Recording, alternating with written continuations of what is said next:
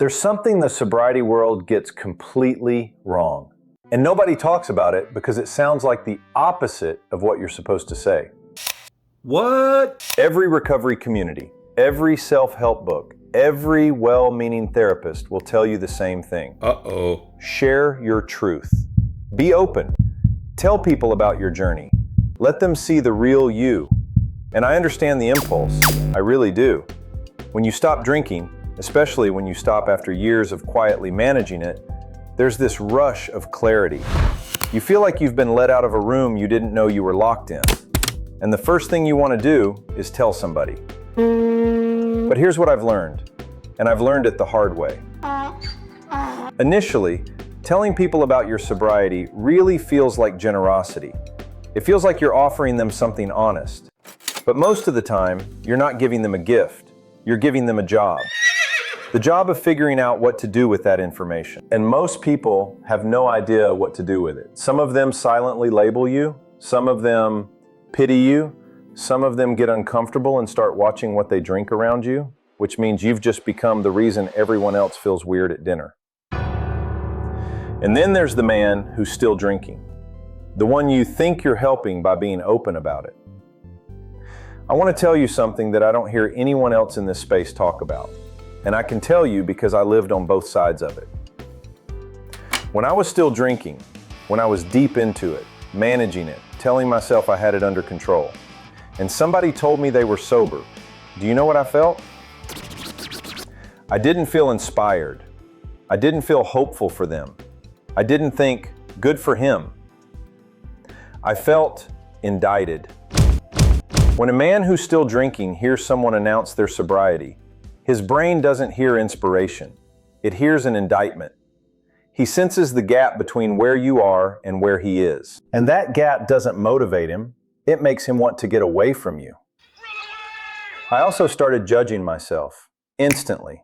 Not him, myself. I thought, I must not be strong enough. I must not be disciplined enough. Something must be wrong with me. And the last thing I wanted was to be around someone who reminded me of that every time I saw them. So I avoided them. Not because I didn't respect what they'd done, but because their sobriety made my drinking louder. It turned the volume up on the thing I was trying not to hear. And here's the part nobody wants to say out loud. That man, the man I was, he didn't need someone to tell him about sobriety. He needed someone to leave the door open and let him walk through it when he was ready, on his own terms, without an audience. There's real science behind why keeping your sobriety private actually makes it stronger. Not as a secret, but as a protected transformation.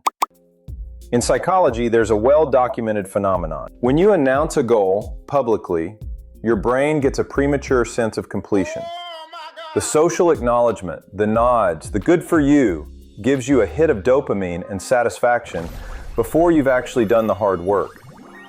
Peter Gollwitzer at New York University published research on this. He called them identity-related behavioral intentions. When people announced their intentions, they were significantly less likely to follow through. The announcement itself became a substitute for the change.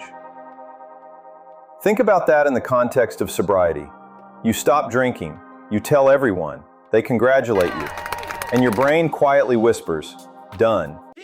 Except you're not done. You're just getting started. The real work, the identity shift, happens later. And it happens best in quiet. James Clear writes about this in Atomic Habits. He makes the distinction between outcome-based change and identity-based change. Most people focus on the outcome. I don't drink anymore. But the transformation that lasts is identity-based. I'm a man who doesn't drink. That's not the same sentence.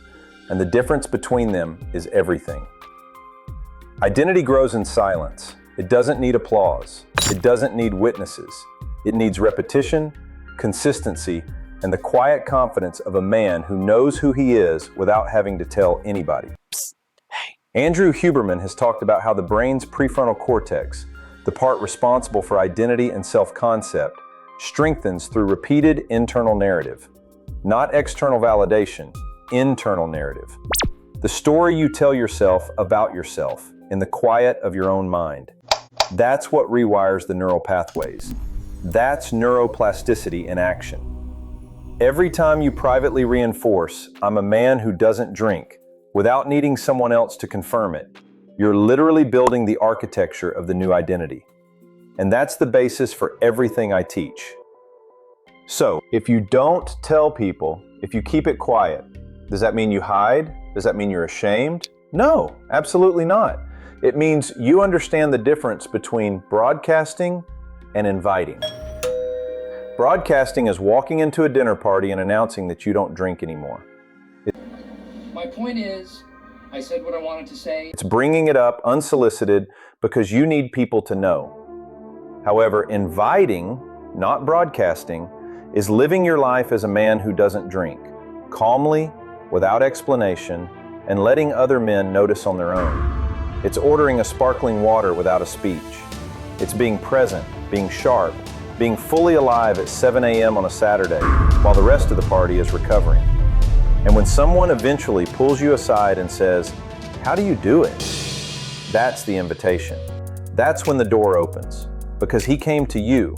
He wasn't cornered. He wasn't shamed. He wasn't put on the defensive. He chose to ask. And a man who chooses to ask is a man who's ready to hear the answer. The entire Share Your Truth movement in sobriety was built for the person sharing, not the person listening.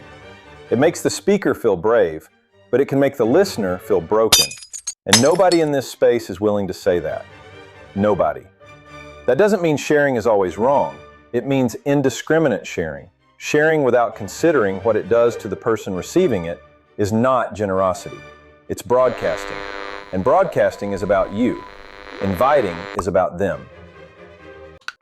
Now, someone watching this might say, "Jamie, you're literally making YouTube videos about sobriety. How is that not broadcasting?" Fair question, and here's the answer. This channel is a room with an open door. I didn't walk up to anyone and say, "Let me tell you about my sobriety." I built something and left it here. The men who find this channel searched for it, or someone they trust sent it to them. They walked in on their own terms. No ambush, no guilt, no defensiveness, no push. That's the difference. I'm not broadcasting to the world. I'm inviting the men who are ready. And the men who aren't ready, the ones still managing it, still telling themselves they're in total control over their drinking, they can freely scroll past this. It's not in their face at a dinner party. It's not making them feel uncomfortable about themselves. It's just here, quietly, whenever they're ready. The strongest form of help isn't a speech. It's an open door and the patience to let a man walk through it on his own. In my own life, outside this channel, I've learned to be quiet about it. My tight circle knows the intimate details of my identity change. The people who need to know. But I don't bring it up at gatherings. I don't explain why I'm ordering a virgin piña colada. I don't volunteer my story to strangers. Because my sobriety isn't a performance. It's an identity. And the man who doesn't drink doesn't need to announce it any more than the man who doesn't smoke needs to announce that. And here's something you can do tonight. Just skip one drink. Just one. Don't tell anyone you did it. Don't announce it. Don't explain it.